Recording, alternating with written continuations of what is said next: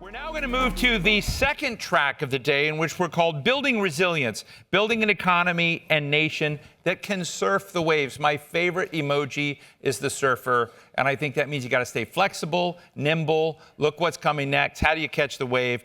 And to do that, to start this off, we have dear friend Maya MacGuineas, president of the Committee for Responsible Budget. Maya, please join us. Thank you.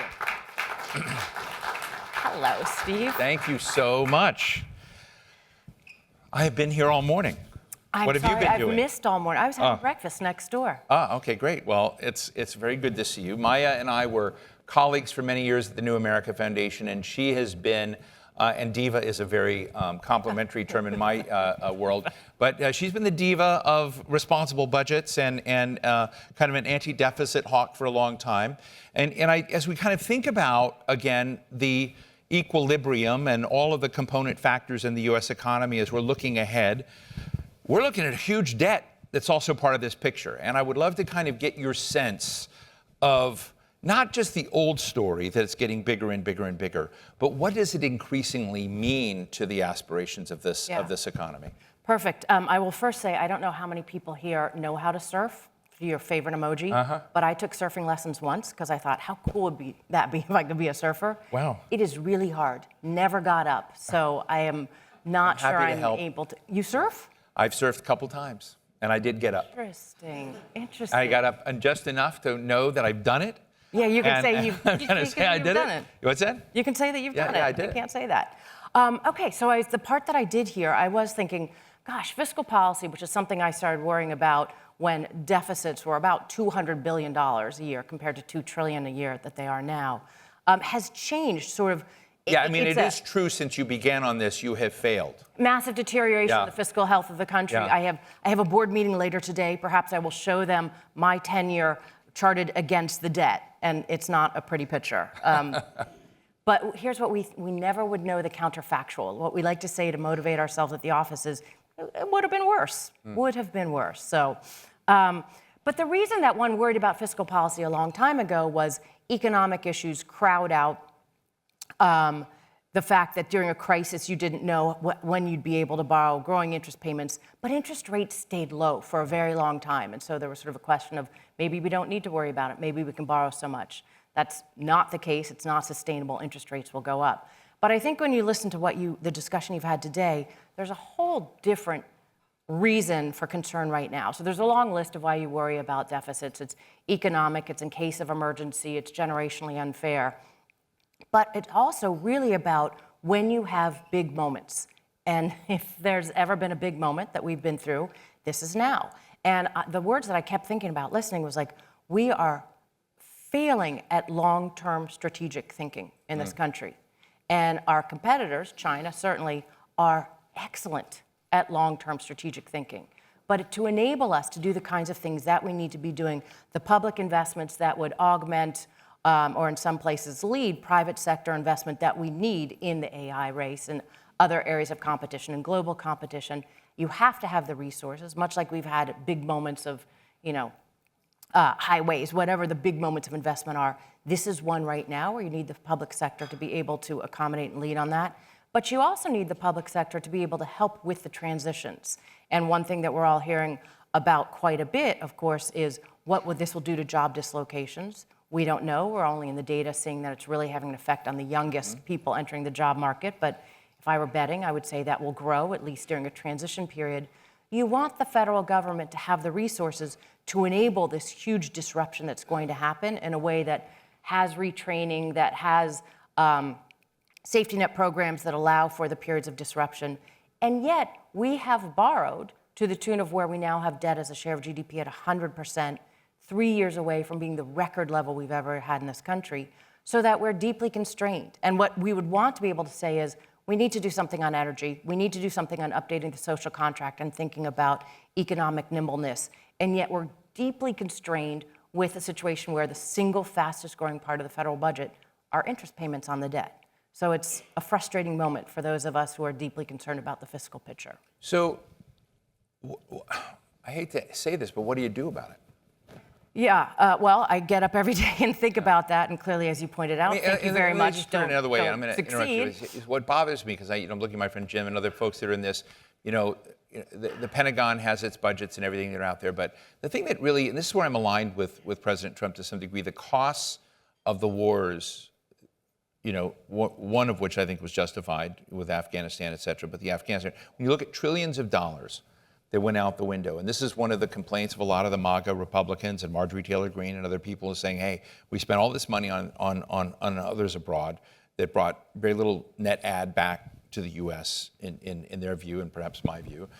And had that not happened, it would have given you an incredibly different reservoir of possibility to invest in other things, right? So has it been a litany of bad decisions that have gotten us there? And do you think we're at the era where we can't afford any more bad decisions? So I think it's the result of growing into the habit of debt financing basically everything. If you look at almost any bill that passes now, it is not paid for. We have pay-as-you-go rules. They are routinely ignored. There's something called a pay-as-you-go scorecard in January that for all the borrowing you did, you get hit with a sequester. Congress wipes it out every year and doesn't even know they did it. It's buried way back in the budget. Statutory pay-go, White House, OMB puts out a scorecard. No one even knows about it. So we've been ignoring these rules for so long, this law for so long, that the biggest problem is we don't think you should pay for anything. So you point to the wars as trillions of dollars of misallocated resources. I think there are lots of different things people would pick and choose what they think. But going forward, it is structural, and it is driven from the aging of our population, where we have promises in Social Security and Medicare that we don't have the dollars to keep up with, and we don't have the revenues at 17.5% of GDP. We bring in revenues that are 6% of GDP below what we're spending. There's no right or wrong answer. We could grow our government, we could shrink our government, but we need to have those things aligned.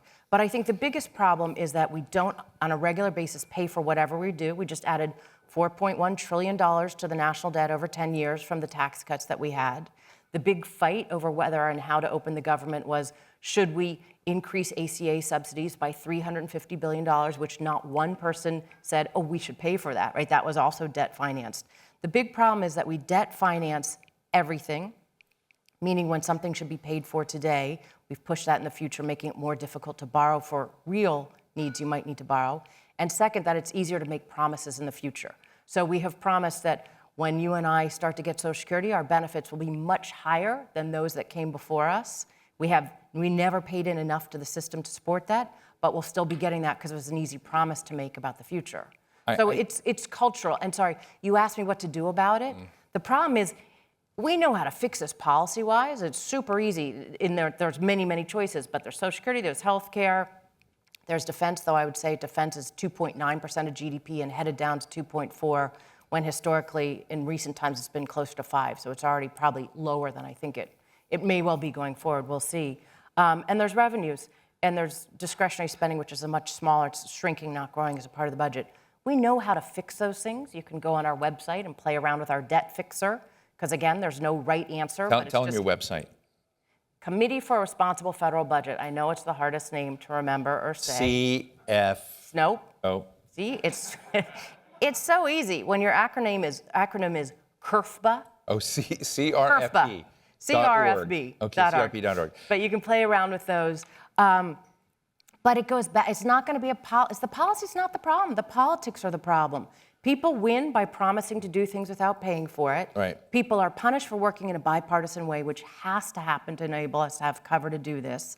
And we are dug into absolutes instead of compromise, which is what it will take. You'll have to change the political system. You'll have to take the norms. You'll have to figure out a way that we as voters don't reward the person who promises to give away the most things, which is now what the winning political approach is. True story. Maya and I were at a dinner, I think about 18 years ago, with one of the titans of Silicon Valley.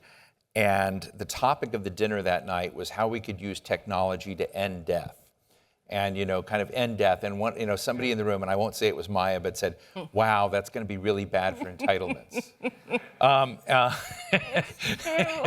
It's true. And the greatest article I ever read was Viscusi, I think, who said that smoking's really good because you die earlier. I had just quit smoking, and I was like, yes, I can go back to smoking because I will save money. So you are obsessed. So I little guess the question is the system, I often tell people that sometimes, we're all here talking about policy and, trying to be earnest and think through the smart way to do it. Is this going to be a crisis-driven result? Are we going to see Social Security collapse? Are we going to see Medicare collapse? Are we going to see, some form of insolvency shock that gets the system to begin paying more attention to what you're warning about? I think one of the biggest challenges is that nobody knows at what point a crisis would happen, and nobody knows whether the scenario will be some kind of a crisis driven by treasury market auctions or some outside shock that leaves us in a place where we can't borrow where we think we should, or whether it will continue to be what it's been, which is the frog in the boiling water.